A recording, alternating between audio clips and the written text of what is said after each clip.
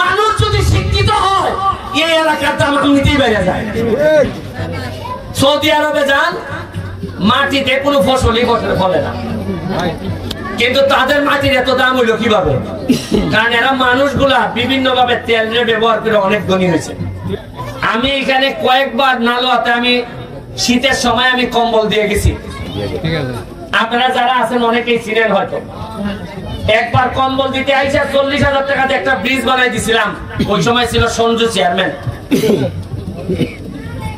আমি আপনাদের জন্য এই লিটন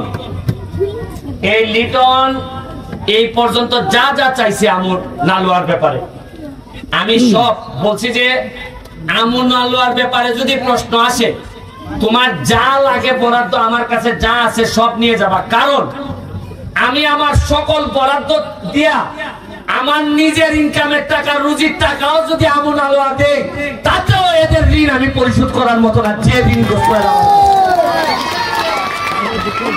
এইবার বৃষ্টিটা শুরু হইলে মনে আছে আপনাদের জন্য আমুতে আমি আমের চারা নিয়ে আইছিলাম গত বছর, মনে আছে কিনা আপনাদের? অনেকে আমি চারা নিয়ে আইছিলাম, আমের চারা।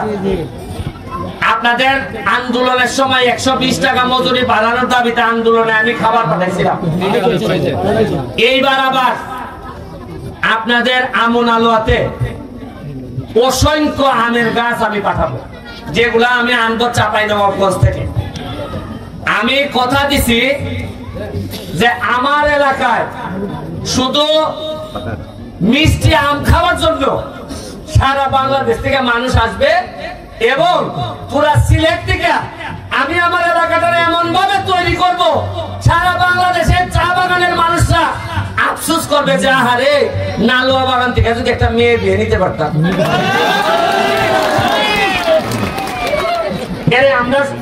আমরা সভ্য হইলে, আমরা ধনী হইলে আপনারা আফসোস করতো না?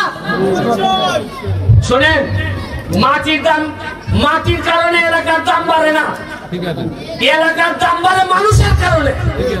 মানুষ যদি সভ্য হয়, মানুষ যদি শিক্ষিত হয়, এই এলাকার দাম এমনিতেই বেড়ে যায়।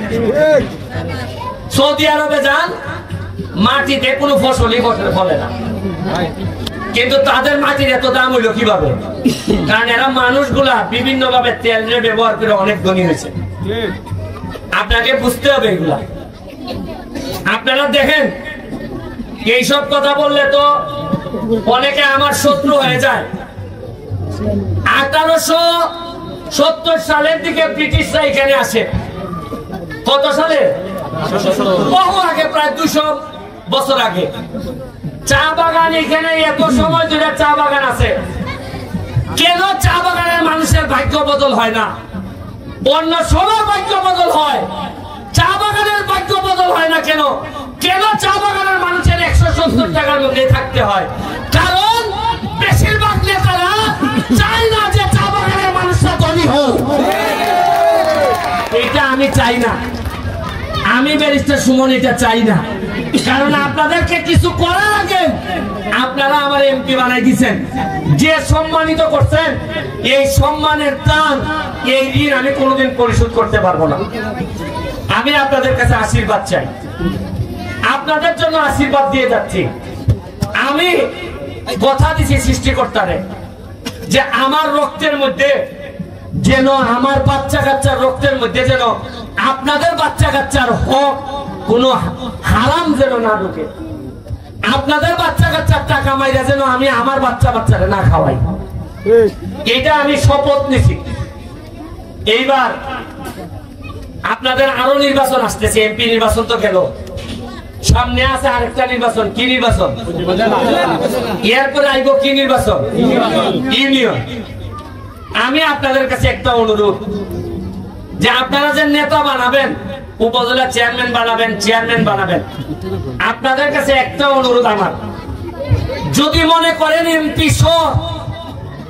এমপি একটা তরুণ ছেলে, সে ঘাম দিয়ে গোসল করতে পারে, যদি আপনাদের এইরকম মনে হয়, তাইলে অবশ্যই আমাকে সাপোর্ট করার জন্য আরেকটা তরুণ, একটা সৎ ছেলের চেয়ারম্যান বানাবেন। আর আমি সৎ, আর চেয়ারম্যান বানাইলেন অসৎ, আমি সব উপজেলা চেয়ারম্যান বানাইলেন 2 নম্বর, আমি শেখ হাসিনার কাছ থেকে বরাদ্দ আনবো, আইনা উপজেলা চেয়ারম্যানের মাধ্যমে চেয়ারম্যানরে দিব। আর এরা মিললে যদি কাটিং করে খাইয়ে ফেলে একটা, আমি আর কিচ্ছু করতে পারবো না। আমি কি প্রতিদিন নালু আইতে পারবো? আমি কি ঘরে ঘরে গিয়ে বলতে পারবো যে পাইছনি বরাদ্দ? আপনাদের কাছে আমার একটা চাওয়া, যারা বারবারই এইভাবে আপনাদেরকে দিমুনে গো এইগুলা কইয়া যারা সারা জীবন নষ্ট করছে, এইবার সময় আইছে এদেরকে বলার যে শুনো, বহুদিন মজা মারছো, আমরা যে বইটা বহাইছো, আর টাইম না এইবার আর আমরা ভাও বইতে পারিব না। আমি আপনাদের কাছে এই আশীর্বাদটুকু চাই, দায়িত্ব খালি আমার এখান না। আপনি যদি ভাইবা থাকেন যে এমপি বানাই দিছে সব দায়িত্ব আমাদের কোনো দায়িত্ব নাই, তাইলে আমার ক্ষতি করবেন আপনারা। শুনেন, সৎ মানুষরা যদি একত্রিত না হয় এই সমাজ টিকাইতে পারবেন না। অসৎ মানুষরা তো এমনিতেই রাইতের মধ্যে এনার্মি। আপনি যখন ঘুমাইতে যান, আপনারা যখন ঘুমাইতে যান তখন কি খবর রাখেন বাজারে কারা কারা থাকে?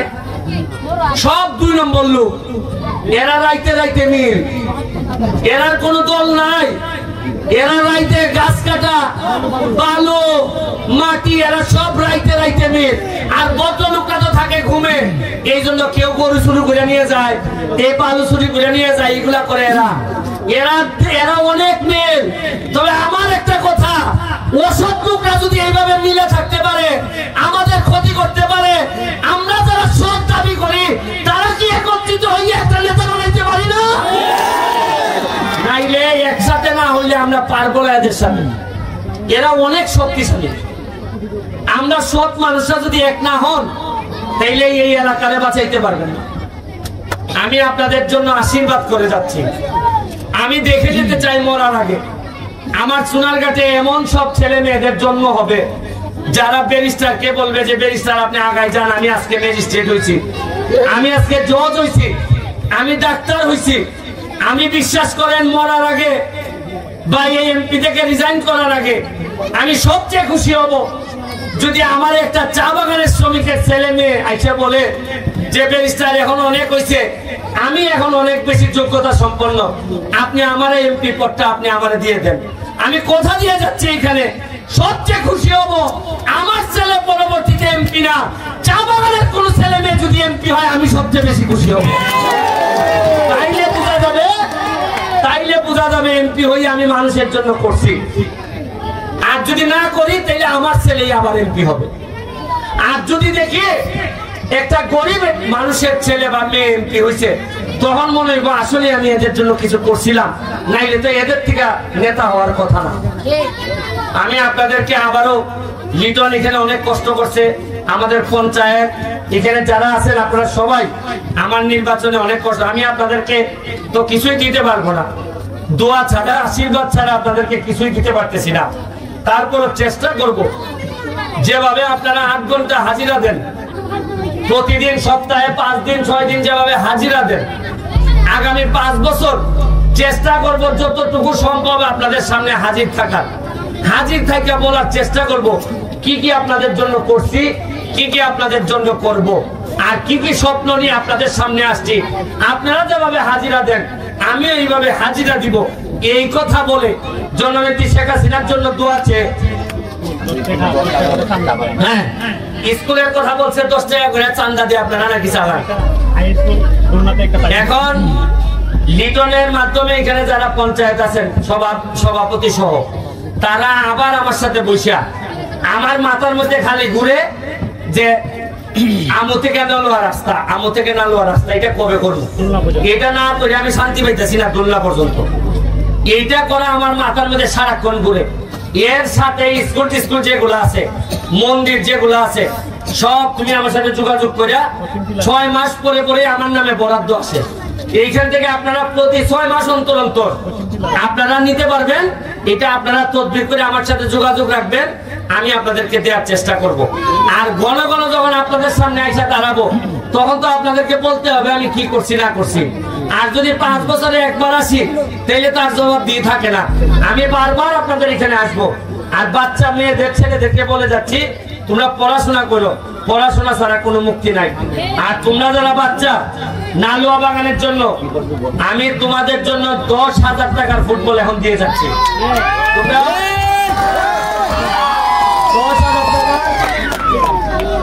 10,000 টাকার ফুটবল দিয়ে যাচ্ছি। আর মেয়েদের জন্য নালুয়া বাগানের মেয়েদের জন্য তোমরা যা ইচ্ছা কিনবা, তোমাদেরকে আরো 10,000 টাকা দিয়ে যাচ্ছি, 20,000 টাকা। তোমরা বাচ্চারা এই 10, 20 আমি এখন নগদ দিয়ে যাচ্ছি, তোমরা যা ইচ্ছা করবা। আর একটা জিনিস, আমি কোনো এমপি না, আমি কোনো সাপ না। আমারে বলবা ওই আঙ্কেল ডাকবা, নাইলে সুমন ভাই ডাকবা, অথচ আমার যারা বড় আছেন তারা আমার সুমন ডাকবেন। কারণ এমপি কেউ সারা জীবনের জন্য হয় না, 5 বছর পরে আমি নাও থাকতে পারি, কিন্তু আমি আপনাদের হৃদয়ে থাকতে চাই, আপনাদের ভালোবাসার সুমন হয়ে, ভালোবাসার ব্যারিস্টার সুমন হয়ে সারা জীবন কাটাইতে চাই। এইটুকু বলে জয় বাংলা, জয় বঙ্গবন্ধু।